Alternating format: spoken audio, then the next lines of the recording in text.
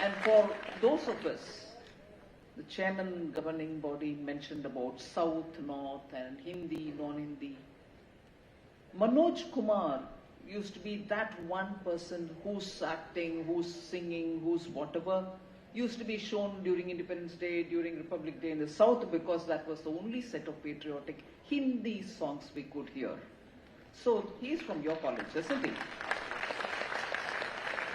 So you actually have so many great people, inclusive of the chairman of your governing board, who have all been, educated in this institution.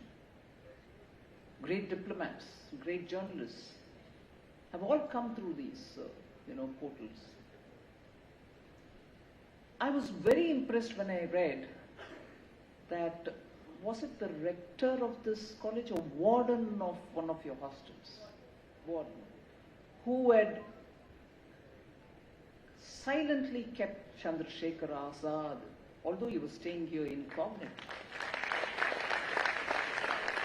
And the story doesn't end there. He was pulled up, he was taken to task, he probably even was put to jail for having kept him here. People dared the British government from here. Several meetings were held as to what India would do once it gets its independence in Hindu College. So even with the British around, what is now, of course, popularly, not so popularly called as Macaulaism, which is not new to us or only unique to India. If I can recall, even countries like Singapore have an equivalent for Macaulaism. I think it's called Pinkerton syndrome or something in Singapore. That you want to have the English language, no doubt. But you don't want that formula of education here. You want a formula of education which will be very rooted in India. And the founding members of this college established this college in 1899 as a counter to that Macaulaism. Look at the foresight. Amazing foresight. And it is because of that, people who are grounded in Indian value systems, who felt for the nation, and who really wanted India to be unique in its own way, but yet be at par with the countries abroad, had a wonderful blend of infusing Indian values, thinking for the country, putting the country before us, but yet taking the education which has been given to us. That kind of a blending can be done only by college managements which understand what role education plays in the so-called man or person-making process, which is required for every country. When you go abroad, like many of the references made here, they seek Indian students. They want Indian graduates. You have the same set of skills like many others, some even better skill sets than us, but we are preferred because we are good team players. We understand the role of leadership when it is with somebody else and the role of leadership when it is given to you. So it is that blend of values and working conditions that you understand that Indian students or Indian graduates are preferred in workplaces. But yet sometimes we can also be a free radical, and that is where you find stray examples of people probably doing things so very differently. Sometimes fits in the system in which they belong, or sometimes it does not. But on an average, Indian students are preferred because of these unique attributes with which we are brought up. And I would think, therefore, for a college like Hindu, with the glorious history that you have played in India's freedom movement, for achieving political independence, governing independence, independence to rule ourselves. Today we'll have to repeat that role for economic independence and economic Atmanirbharta. And that is why I say you have in you already those qualities which require the grit, the determination, the angst to take this country forward. That's your history. Time has now come for you all to take that history up and now build up for an India which is going to be devoid of those problems which most of your family members, elders in your family, your teachers would know about. In spite of this excellent energy with which India wanted to grow post-independence, not till recently could we get a telephone in our houses without the recommendation of an MP. Not till recently could we get even a gas cylinder to keep in the kitchen without a recommendation. Not till recently could we have better roads, better airports, better, stations, railway stations. And not till recently, there were enough medical admissions, seats in medical colleges, seats in engineering colleges. Engineering was slightly better than the medical, but today all of them are being ramped up with a sense of urgency. If you ask me, in the last 10 years, what's so different? Even governments earlier provided roads. Even earlier, governments provided houses. We also gave drinking water down to the level of villages. But I'm purposely saying this, in 2014, there were still a huge number of them waiting for their houses, waiting for water, waiting for electricity. And when I say huge numbers, more than 50% of those who deserve it were still without one. 70 years, or let's say 60 years, 50 years, went without that sense of urgency, saying if we don't give this basic connectivity, when are we going to empower people to do their own, choose their own, decide on their own to say, this is how I want my family, my children to progress? You're leaving them to fight for the basic necessities. So that's where I want to say, the underlying principle cannot be, and I am coming back to this duty versus right, empowerment versus entitlement, that unless we empower our citizens, not just to vote, but also to say, yes, my basic needs are all available, not because I'm entitled to it, but everybody has got it, I've also got it. Will I have the peace of mind to say where my students should go, children should go to a school, where I should go get a treatment and so on. So that's the underlying principle with which between 2014 and today, we have done with a sense of urgency, push the border forward, take it further, make sure everybody who's actually eligible to get those should get it, and equally make sure that every local talent, every product that comes out of local, let's say, legacy, should also find a market, should also find global access to markets and so on. So the approach being empower people, approach being skilled people, approach being give access to people, and approach being ensure that everyone gets good health, treatment for medical care and so on. We have expanded that, and we are today close to saturation in many of these fundamental things which should be available irrespective of who you are. So there is no way we are going to differentiate between citizens, say, he is more entitled, he is less entitled, you can wait, he should get it today, but I have only few, so even there I will ration. That doesn't happen, everybody gets it. So today we have, like for instance, building the foundation of Viksit Bharat. I would think the material foundation is already laid.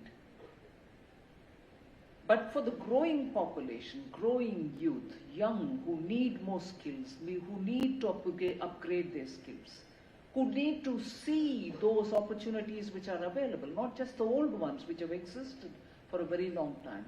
You need the newer areas also to get priority. That's why we have placed this importance on sunrise sectors.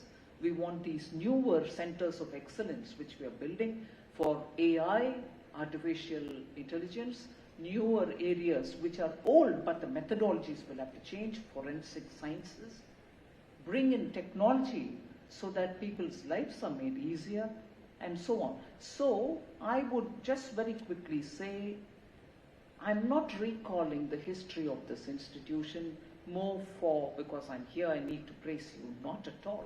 Tell me how many colleges have this wonderful history to inspire you and to replicate that history for the future's sake. And as I said, then it was political independence, now it's economic independence. You are the ones who are going to do it for us.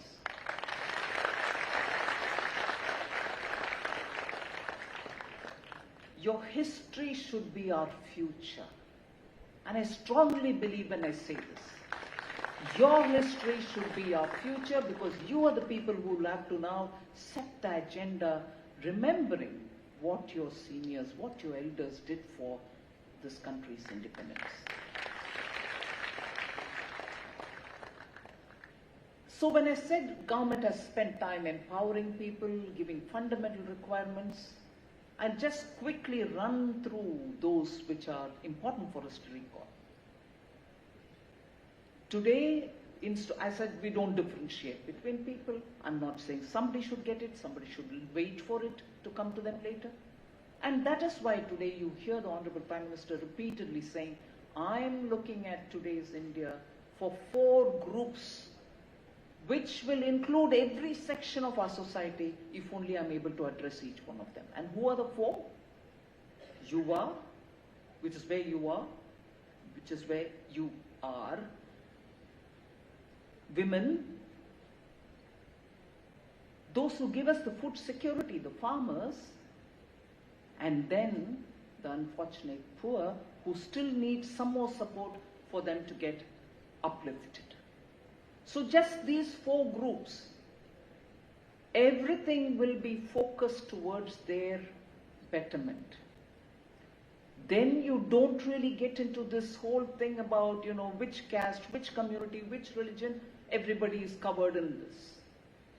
And therefore you plan yourself in such a way that you're able to support. So what are we doing? Are we giving them just more money? No.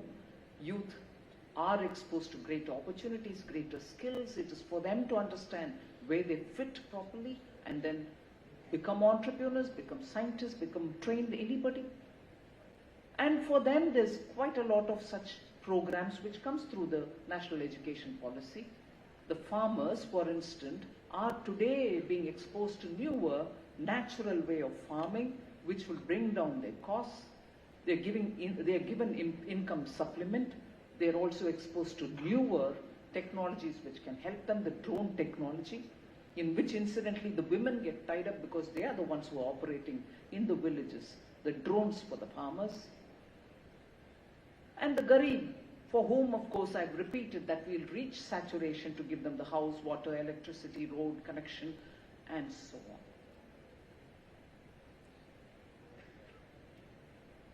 I therefore appeal to the management of Hindu College.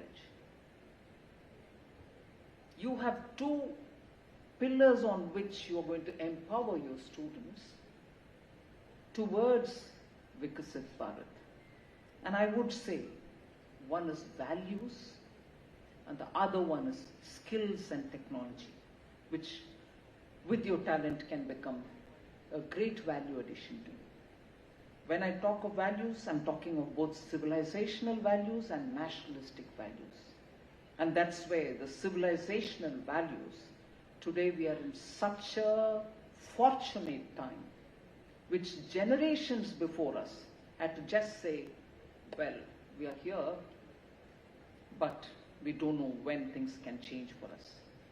Today we see the generations before us who have not seen the fortunate moment.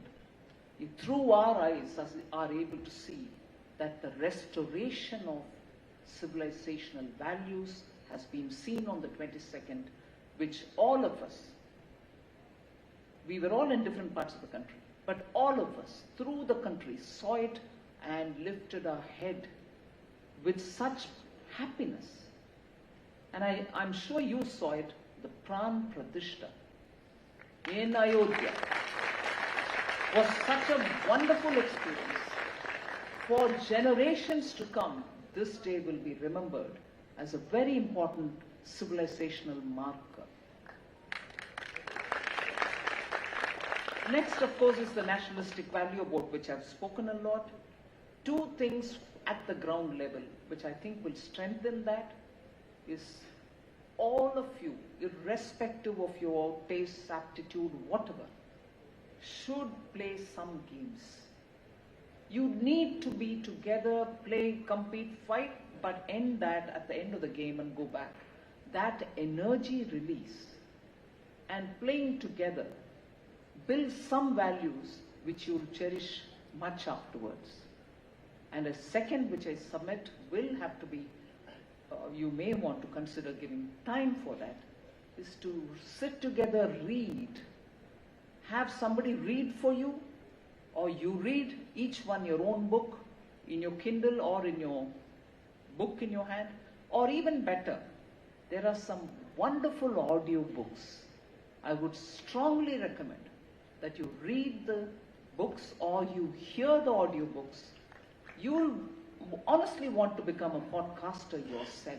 Such great activities are happening for us to read some wonderful classics, irrespective of the language or the civilizations from where they come from. So do these two things together, you realize what it gives to you subsequently. I think that would be in the values section. And of course, in skilling and talent, I would think it is important to rejig what is given to through the national education policy. Is a wonderful instrument. You can take it through that. Upgrade your skills, be tech ready. There's no way in which you can have any choice. You need to be tech savvy, but be ready to have tech on your hands. And of course, I've already spoken about government's attempts at AI and machine learning and so on. So with that, I'll stop my monologue, but if there's anything more, you can always ask me. So thank you very much. As I said, about 13 sunrise sectors, whether it is renewable energy, semiconductor, machine learning related, material sciences, earth sciences, space, are all areas in which high priority is being given, not just for budget, but also looking at strengthening R&D, bringing in experts from other areas so that they can be advisors for greater futuristic planning and so on. Thank you, ma'am. More questions? Development while ensuring the regulatory stability, as there is a rise in crimes also in digital way. You've actually clubbed quite a few things into one. But if you were referring to, let's say, blockchain and digital currencies. Sorry? Digital currencies rise. Yeah, digital currencies. They are actually, I would look at it too differently. The Reserve Bank is the one who's going to be looking at the digital currency, and they've already started working on it. You have the retail version of a digital central bank driven currency, and also the wholesale use of digital currency. We strongly believe it helps in cross-border payments. It will bring in greater transparency, and traceability is very important. Speeding up the payments with less cost so that instant payments are possible will help most of our people who are outside wanting to do their remittances. Both the regulator and the government are working on it. We are actively engaged in it.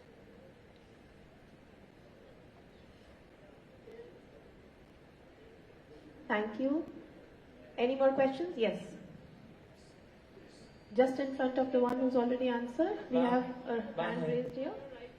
Good morning, ma'am. My name is Sarwar. I am from Economics Department. I would like to ask that due to India making at the #1 spot in the World Population Index, how do you see the youth employment in the upcoming years? What challenges are we going to face, and how are you going to boost the job creation and make it more sustainable? See, the first issue, and I'm glad I'm saying this before the Vice Chancellor and the Principal of our college. Even 2 days ago, I've had engagement with the industry, particularly those which are, as we were talking earlier, futuristic. The only worry that industry has, which is very keen to recruit people, is as they come out of universities, students are not ready to be straight deployed into a job. There is a gap between what you've learned in these schools and universities and what the expectation of the industry is. Now, I'll have to divide this into two different groups. For those who are coming out of, let us say, higher secondary level of schooling and who do not go into colleges, but who do some kind of a technical course through ITIs of the sort, the gap can be filled up, and in the last 4 or 5 years, I have personally been involved when industry groups have taken such students and trained them with those skills which they would need for themselves.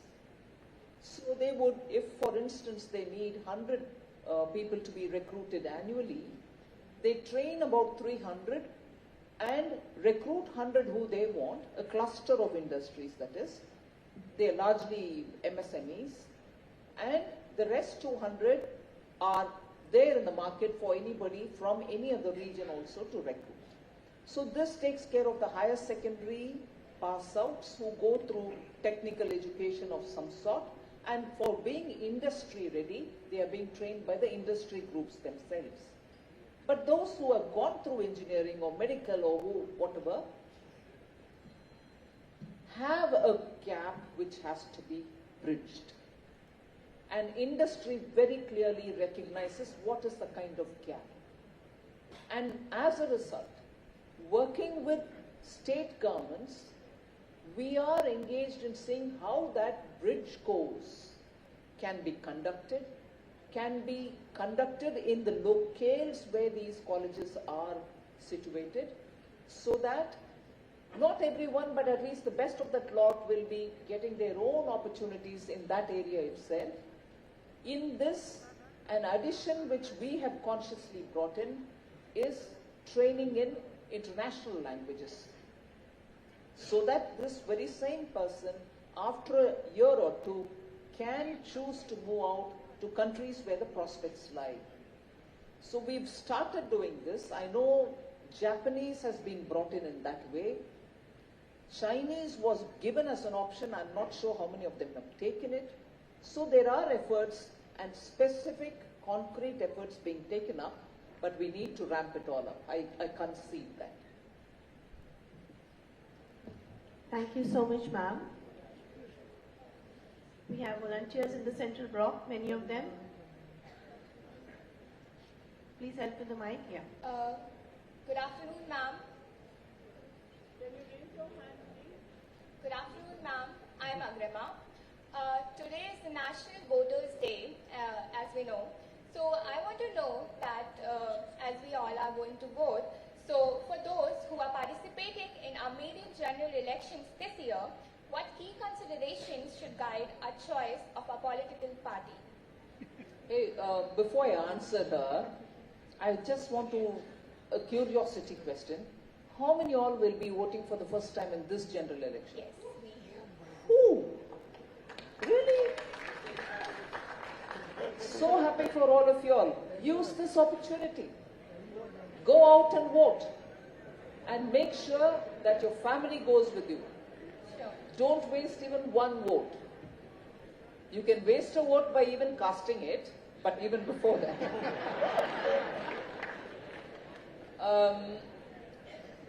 Ma'am, you want to make me engage myself in politics out here? I belong to a party and I'm very proud of my party. I'm very proud of the government we run.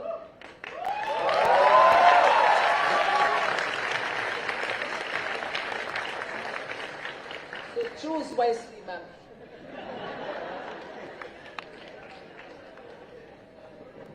Hello. At this point, I must surprise you, ma'am, that Hindu College does have an electoral literacy club, and we are already running an awareness campaign with more than 800 students already registered for it. Greetings of the day, ma'am. Vasudev Desai from the Department of Economics.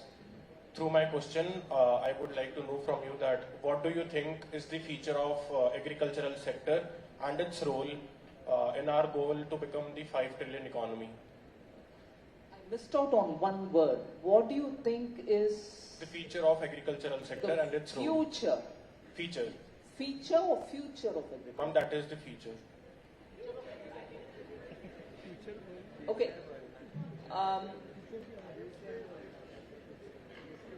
See, we should be glad for one thing. Huh? Please sit down. We should be extremely glad for one thing. There are countries, inclusive of some very big countries, who are not self-sufficient in food grains, who are not self-sufficient in horticulture, who are not self-sufficient in milk, who are certainly not self-sufficient in fish and poultry. Meat, probably, but I don't know. And India is self-sufficient, nearly self-sufficient in all these. And in some of them are top world number 1 or world number 2 in terms of the quantity produced, the output from each of these. And we are also in a position to export. Whether your milk and milk products, whether it is your horticulture, your fruits, India is one of the top exporters. So the feature, sir, is India's agriculture is almost self-sufficient in every one of it. Even as I say this, may not be in pulses, may not be in oilseeds, but even some commercial crops, cotton for instance, coffee for instance, plantation, tea for instance, again plantation, rubber for instance, again plantation. India is one of the top countries which produces high quality rubber, natural rubber. And that is grown in Kerala and it is grown in the northeast. So we are one of those very fortunate countries which, in a world which is affected by war, your Red Sea conflict, movement of food grains becoming very, very logistically challenging and costly, we are one of those countries which is largely self-sufficient. But I therefore appeal to you, please don't waste food. We may be self-sufficient, but there are a lot of people even today who find it difficult to buy all that they want to buy. So be caring. Take as much as you want, but just as much as you want. Don't fill your plate up and waste it. This is a wonderful country which can feed every one of us, but we should not be greedy. So that's the future. But what's the future? The future is there are a lot of countries which want to have long-term understanding with India for food exports, processing of food, export of processed food, export of value-added food. Immense possibility exists in agriculture. We are investing in R&D for agriculture. And I'm sure many of you who have interest in that area should go back to your respective villages, even if there is a small holding, at least as a matter of hobby-like pursuit. Start attempting to do something in agriculture. It's so rewarding, not just financially, even otherwise. Thank you so much, ma'am. We can have at the max 2 more questions now. Good afternoon, ma'am. Good afternoon, ma'am. I'm Komal Singh from History Department. My question is, in what ways has the... Just 1 minute. How many of you all are from history? But you have a big role to play, yeah? You have a very big role to play. Go on. My question is, in what ways has the implementation of the direct benefit transfer has redefined the efficiency of the government scheme delivery? Thank you. A very important question coming from a history student. I'm so glad. Thank you, ma'am. Direct benefit transfer has brought in transparency. You know who you're sending to, how much you're sending to. Anyone, a journalist or anybody, can go to the ground and ask that person, did you get that much money or not? One. Second, it has come of great use during COVID. When developed countries were really struggling to reach money to their, who they aimed at covering, were writing checks and posting it via the regular mails. We, at the press of a button, were able to send that money instantly to all those beneficiaries, crores of them. So efficiency improves. The beneficiary gets it on the spot. At his convenience from his phone, he can even start spending it without even wanting to go to a bank. Third, it has resulted in huge savings. I'm talking of approximately only 44 schemes, roughly, subject to minor corrections. Nearly 2.5 lakh crores have been saved because pilferage, non-existing individuals, dummy accounts have all been eliminated through a process of eKYC. As a result, you're sending money to who need to get it, but not to those who are not even born yet. Dummy accounts in the name of people who are not born yet were open. And monies were going to them. We've literally stopped it all by adapting technology. Efficiencies improve, transparency comes in. Third, you are clearly eliminating undesirable beneficiaries. So that's the answer, ma'am. Very well said. One last question. Hello, ma'am. Volunteers I see 4 hands there. One last question, but 4 ma'am. hands. on the right. Oh, okay. Ma'am, I'm Varnit. I'm studying maths. Ma'am, I'm Varnit. I'm studying maths. And my question to you is that whether you feel that there is a rise in the negative discourse in Indian politics, because we are getting to see a considerably lower number of parties communicating their visionary plans for India. This is one of those last questions where the answers will be long. First of all, to that question which asked about the voting,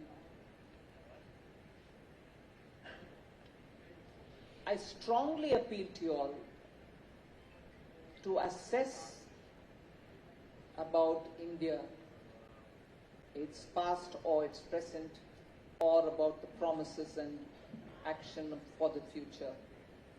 By talking to a lot of people, by reading a lot of material from different sources, rather than believing one source. Not just your question pertain to political parties, right? In general, today, the public narrative is quite vitiated. Whether it is through the proper print media or electronic media or social media.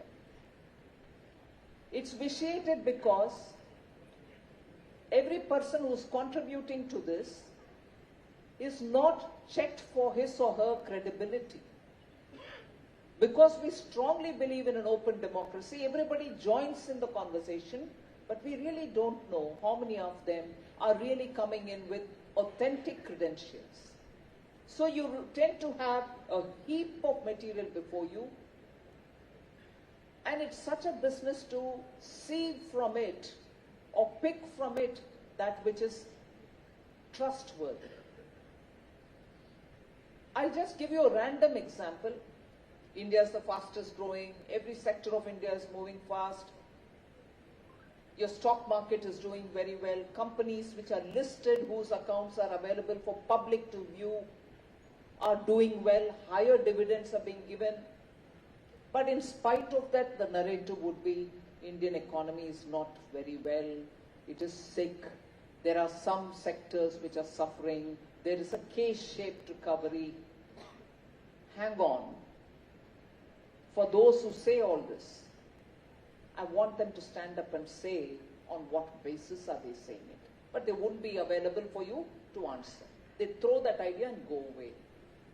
Similarly, your question pertaining to political parties. There's a lot of narrative thrown, and we are most often confused by the array of information which are mutually contradictory. It is important for us, particularly students like you, who have the advantage of good teachers around you, to say, look, what's going on, ma'am? Is there somebody who can tell us something? Or invite guest lectures. Bring in guests who can tell you the good, bad, the ugly, and leave it for you to decide. Whether it's the promises by political parties, or whether it is even the manifesto of political parties, which seem to come every election but soon forgotten whether they win or lose. We can't afford a democracy where we as voters remain indifferent to manifestos which are forgotten soon after people come to power. So you have a big business, not just to ask that question, but good that you asked, but more work to do for us to know where lies what.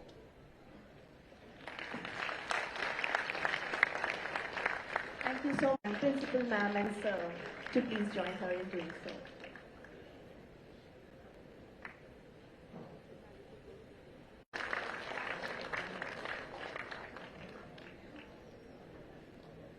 Next we have DBRA Anandwas, Kohat Enclave, Delhi.